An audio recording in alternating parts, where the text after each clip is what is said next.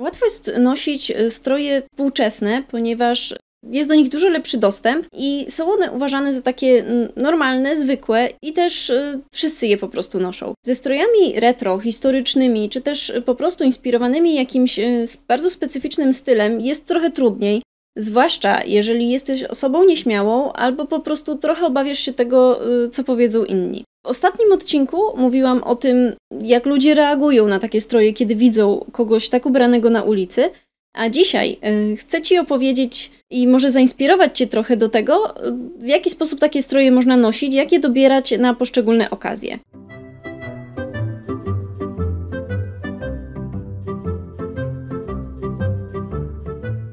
Nazywam się Katarzyna Andres, zajmuję się przede wszystkim krawiectwem ciężkim i historią mody męskiej. Tak więc dzisiaj będę mówiła głównie o tym i głównie właśnie o tej modzie męskiej, ale myślę, że tym odcinkiem mogą zainspirować się także kobiety, ponieważ będę to odnosiła do tego, jak można współcześnie nosić te stroje historyczne. Dlatego też zapraszam Cię do komentowania i do dzielenia się swoimi pomysłami na to, jak te stroje nosić w komentarzach pod tym filmem. Jeśli chcesz jakiejś szybkiej podpowiedzi, jak te stroje nosić, to ujmę to jednym stwierdzeniem, po prostu z podniesioną głową.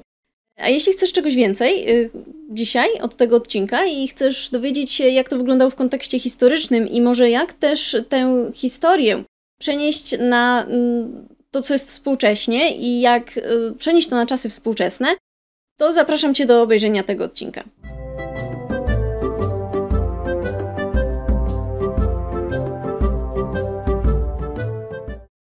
Jak wspomniałam na samym początku, te ubrania współczesne jest dość prosto nosić. No ale jak nosić te ubrania historyczne i w jaki sposób można je przenieść na to, żeby nosić je na przykład na co dzień obecnie? Pierwszy problem, jaki pojawia się w przypadku tych ubrań retro, stylizowanych czy historycznych, jest taki, że ciężko jest nosić je do tych samych czynności, do których one były noszone te lata, czy dziesiątki, czy setki lat temu. A to z tego prostego powodu, że one powoli do pewnych czynności ewoluowały. To nie jest tak, że one powstawały i od razu były noszone w jakimś konkretnym celu. Zwykle one były noszone najpierw na jeden sposób, a potem w trochę inny. To za chwilę się wyjaśni troszkę później w tym odcinku. I celowo tutaj używam stwierdzenia wyewoluowały, ponieważ jak mówimy o projektowaniu ubioru, czy jakichkolwiek elementów tego ubioru, to kojarzy mi się to dużo bardziej z projektowaniem strojów, czy też elementów strojów do konkretnych czynności, takich jak na przykład bieganie, wspinaczka, czy jakiekolwiek inne sporty ekstremalne, czy mniej ekstremalne.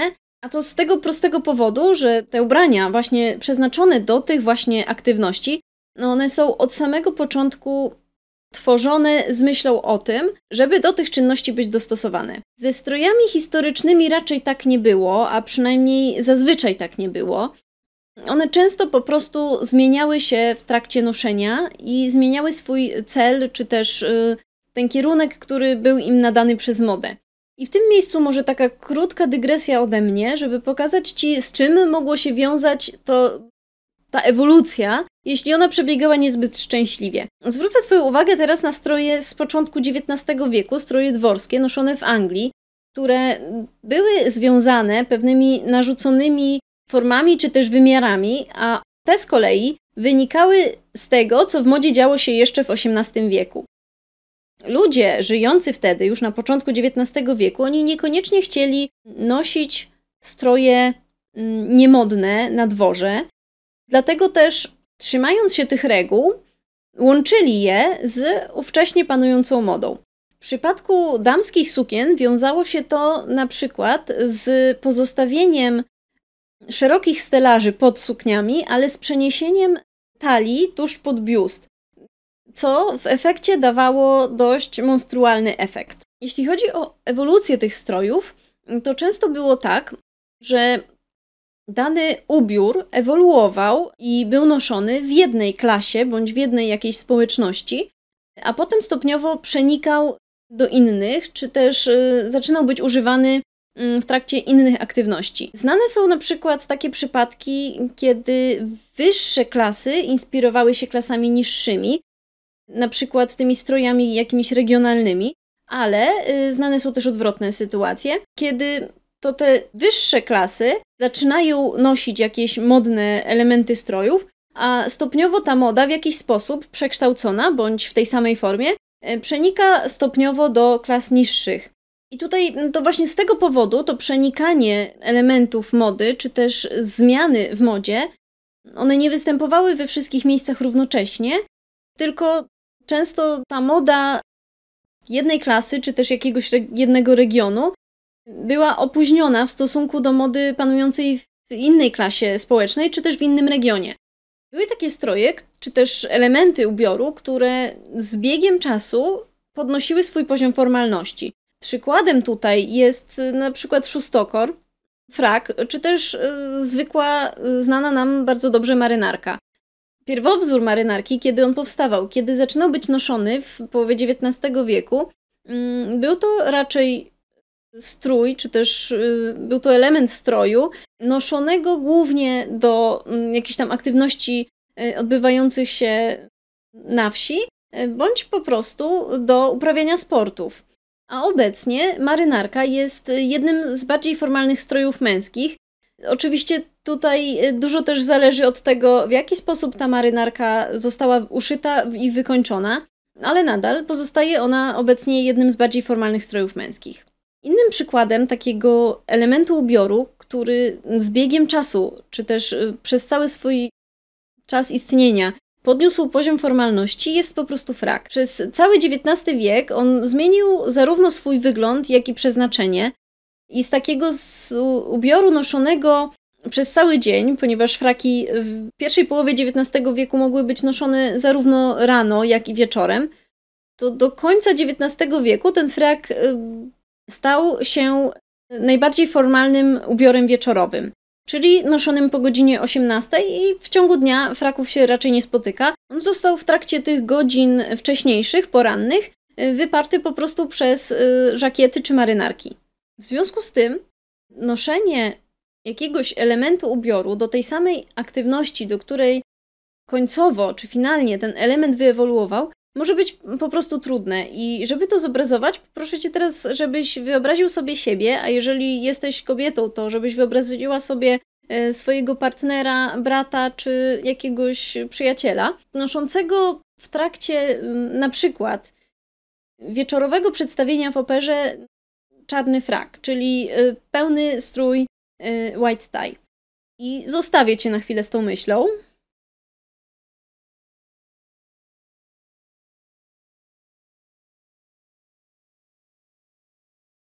Wygląda to trochę dziwnie, nie? I to właśnie miałam na myśli, mówiąc o tym, że te stroje jest ciężko nosić do tych samych aktywności, do których one finalnie wyewoluowały. Czy też na te same okazje, do których one wyewoluowały. Większość osób w tej chwili nie zakłada fraka, idąc do opery.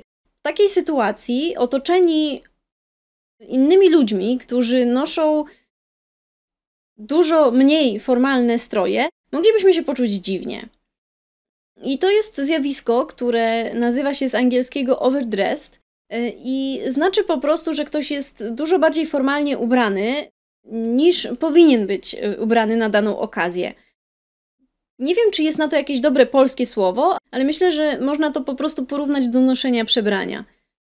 I tutaj z jednej strony kobietom jest trochę łatwiej, ponieważ dobór dodatków, czy też dobranie innej tkaniny na taką samą sukienkę będzie skutkowało zmianą poziomu formalności, czy też tym, jak ta sukienka jest odbierana. Z drugiej jednak strony pokusiłam się o to, że współczesne kobiety mają trochę trudniej, jeśli chcą nosić stroje, niektóre z tych strojów historycznych na co dzień.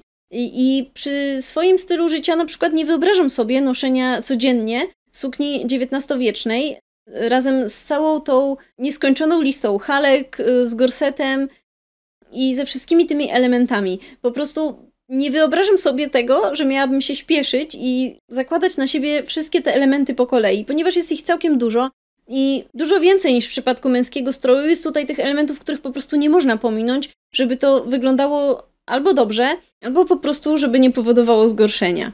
Dla mnie na przykład, długa suknia to nie jest coś, co ja bym chciała nosić codziennie. A teraz może dlaczego mężczyzna ma trudniej? W przypadku mężczyzn znalezienie i dopasowanie tych elementów stroju, tak żeby one były zgodne z tymi elementami historycznymi, nie jest wcale takie łatwe, ze względu na to, że dużo trudniej jest te elementy po prostu znaleźć, czy gdzieś kupić. Poza tym cały czas mam wrażenie, że tych mężczyzn odtwarzających, czy też inspirujących się modą retro, czy też historyczną, jest po prostu znacznie mniej, więc na pewnym etapie można się czuć bardziej wyobcowanym. Ale z drugiej strony, z kolei, uważam, że mężczyznom jest łatwiej dobrać różne elementy tego stroju w taki luźny sposób. To znaczy, że tymi męskimi strojami jest łatwiej tak żonglować, żeby łączyć ze sobą różne elementy, czy też nawet elementy z różnych epok, w pewnym zakresie oczywiście, i wyglądać nadal po prostu dobrze. Także całość tego stroju jest ze sobą spójna. Poza tym mężczyzna w stroju takim z początku, czy też ogólnie z XIX wieku, będzie się po prostu mniej wyróżniał na tle całego naszego współczesnego świata, niż kobieta nosząca codziennie XIX-wieczną długą suknię. Myślę, że mężczyźni mają po prostu trochę większy zakres epok, czy też dat do wyboru. Dlatego też ja bym nie przywiązywała się tak mocno do tego, żeby stroje historyczne i retro nosić do tych samych aktywności, czy na te same okazje, do których one były przewidziane na przykład na początku XX wieku. Przede wszystkim dlatego, że to nas po prostu ogranicza i nie będziemy mieli zbyt wielu okazji, żeby nosić takie stroje, jeśli chcemy się, powiedzmy to, wtopić w otoczenie. Natomiast moja metoda na noszenie tych strojów jest taka, że noszę je na co dzień, zawsze kiedy wychodzę z domu, widzę się z ludźmi, czy pokazuję się w jakikolwiek sposób publicznie. Wyjątkiem są chyba tylko sytuacje, kiedy uprawiam jakieś sporty, albo jak idę w góry, ale ta druga sytuacja to też nie zawsze. Dlatego, że wyznaję zasadę, że zdrowie jednak jest ważniejsze, a na przykład buty do biegania współczesne są technologicznie bardziej zaawansowane niż buty, jakie stosowano podczas uprawiania sportów te 100 lat temu. I właśnie to są chyba tylko jedyne sytuacje, kiedy nie noszę strojów historycznych czy też stylizowanych. Polecam też w związku z tym inspirowanie się tymi strojami trochę wcześniejszymi niż tylko te z początku XX wieku, ponieważ poza pewnymi detalami, i ja wiem, że detale stanowią całość, ale tutaj akurat to jest trochę inny przykład, poza tymi pewnymi detalami te stroje są bardzo podobne do tych, które noszone są współcześnie i mam tutaj na myśli głównie i przede wszystkim stroje męskie w tej chwili. Gdybyś na przykład chciał nosić stroje z początku XX wieku na takie okazje właśnie, na jakie one były wtedy noszone, to mógłbyś czuć się dziwnie w towarzystwie i to jest to, o czym mówiłam, to overdressed, czyli przebrany. No bo na przykład na weselu, nosząc czy to ciemny żakiet w wersji formalnej, czy jeżeli to wesele, czy też jakieś przyjęcie odbywa się wieczorem i nosiłbyś white tie na takim przyjęciu, czyli frak z białą koszulą, kamizelką i muchą, to mógłbyś poczuć się trochę dziwnie i mógłbyś poczuć się niepasujący do towarzystwa. Natomiast czy wiesz, z czego ten żakiet, o którym wspomniałam przed chwilą, czy wiesz, z czego on wyewoluował? Żakiet początkowo był strojem służącym do jazdy konnej i nie bez powodu nazywa się go po angielsku morning coat. O tych wszystkich nazwach i typach strojów jeszcze będę mówiła na pewno, więc zostań ze mną w przyszłych odcinkach. Ale wracając do tego, żakiet był strojem do jazdy konnej, a z kolei jazda konna było to zajęcie, któremu oddawano się przed południem. Frak noszono też początkowo do takich aktywności mniej formalnych i wiejskich, a dopiero później podbił on salony i opery. I gdyby tak w takim razie zainspirować się tymi strojami tak, jak były one noszone na początku XIX wieku, czy też w pierwszej połowie XIX wieku, zamiast pierwszą połową XX, to można by było do fraka, czy też żakietu dobrać na przykład ciemną kamizelkę w jakiś wzór i dopasować to do współczesnej męskiej sylwetki oczywiście. I myślę, że to mogłoby dać całkiem ciekawy efekt. I też zaznaczam tutaj, że to nie jest tak, że ja sobie te wszystkie pomysły wyciągam z palca i nie wiem, o czym mówię. Generalnie to, w jaki ja sposób noszę te stroje, to jest właśnie inspirowanie się czasem bardziej ściśle, czasem dość luźno, końcówką XIX wieku i początkiem XX. Ale z tym zaznaczeniem, że ja wybieram do inspiracji też te stroje, które są strojami po prostu mniej formalnymi.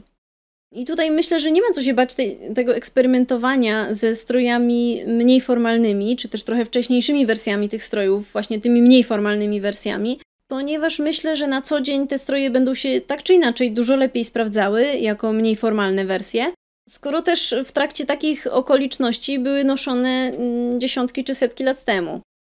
I też moim zdaniem ubranie jest po to, żebyś ty się dobrze w nim czuł, czy też ty się w nim dobrze czuła.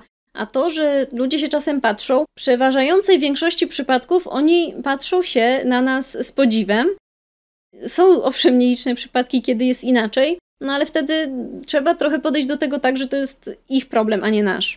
I tak, będzie to ekstrawaganckie, będzie to niezwykłe i będzie przyciągało uwagę, ale apeluję do ciebie teraz, żeby inspirować się też tymi ludźmi, którzy właśnie mają odwagę, czy to zagranicznymi instagramerami czy youtuberami, którzy po prostu na co dzień noszą też tego typu stroje.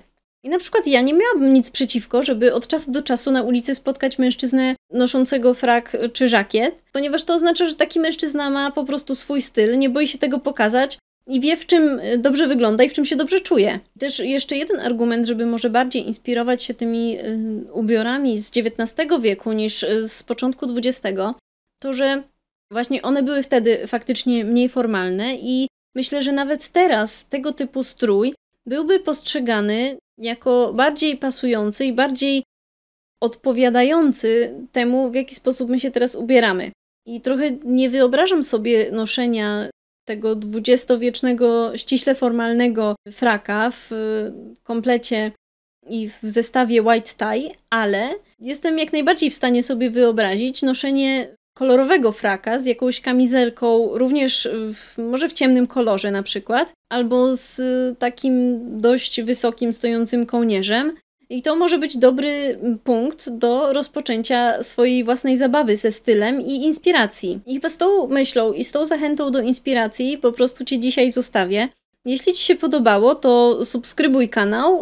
Zapraszam cię też do moich mediów społecznościowych na Facebooka i Instagrama. Dzisiejszy odcinek jest taki trochę luźniejszy, więc quizu na razie w tym tygodniu nie ma. Ale od przyszłego tygodnia znowu w czwartki będą się w moich stories pojawiały quizy związane z historią mody męskiej.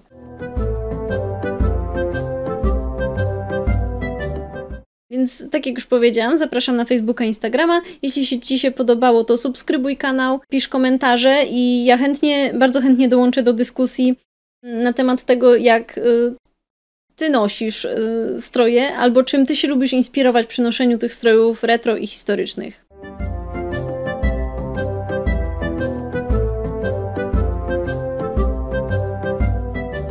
Muzyka użyta w tym podcaście to Overture Aleksandra Nakarada.